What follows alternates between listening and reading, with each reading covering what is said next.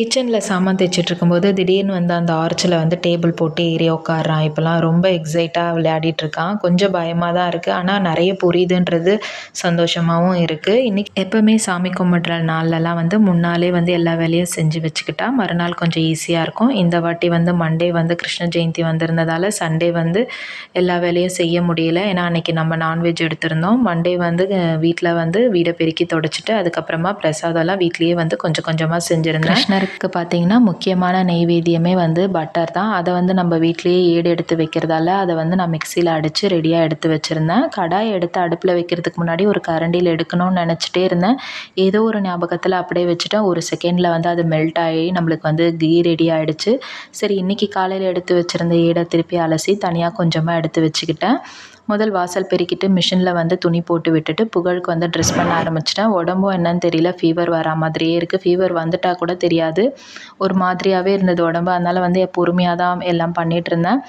புகழுக்கு மட்டும் கொஞ்சம் இன்ட்ரெஸ்ட்டாக அவனுக்கு ட்ரெஸ்ஸு ஆசைப்பட்டான்னு சொல்லிவிட்டு அவனுக்கு முதல் வேஷம் போட்டு விட்டுட்டு அதுக்கப்புறம் தான் மற்ற வேலையை பண்ணிகிட்ருந்தேன்.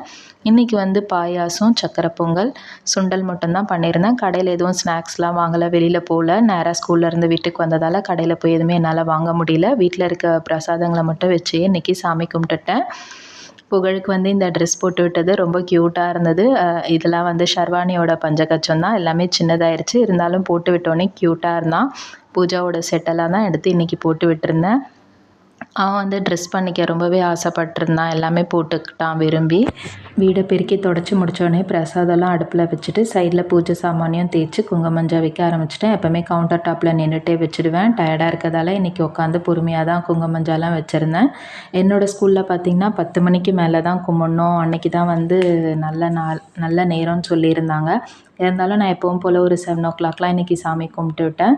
டயர்டாக இருந்ததால் பசங்களும் பிரசாதம் கேட்டிருந்தாங்க. அன்றைக்கி நைட்டு வந்து டின்னர் எதுவுமே பண்ணலை. அந்த பிரசாதத்தை வச்சே பசங்க சாப்பிட்டுட்டு இருந்தாங்க. புகழுக்கு கிருஷ்ணர் வேஷம் போட்டோன்னே அவனை வந்து கிருஷ்ணராகவே இன்றைக்கி நினச்சிக்கிட்டான். இன்றைக்கி பார்த்திங்கன்னா சுட்டி டிவியில் வந்து இன்றைக்கி ஹோல் டே வந்து கிருஷ்ணரோட அந்த நாடகம் தான் போயிட்டு இருந்தது. அதை உட்காந்து பார்த்துட்டு அதை போலவே நிறைய ஆக்ஷன்ஸ்லாம் பண்ணிவிட்டு ஜாலியாக இருந்தான். எங்கள் வீட்டு கிருஷ்ண ஜெயந்தி இந்த மாதிரி சிம்பிளாக போயிடுச்சு இந்த வருஷம்.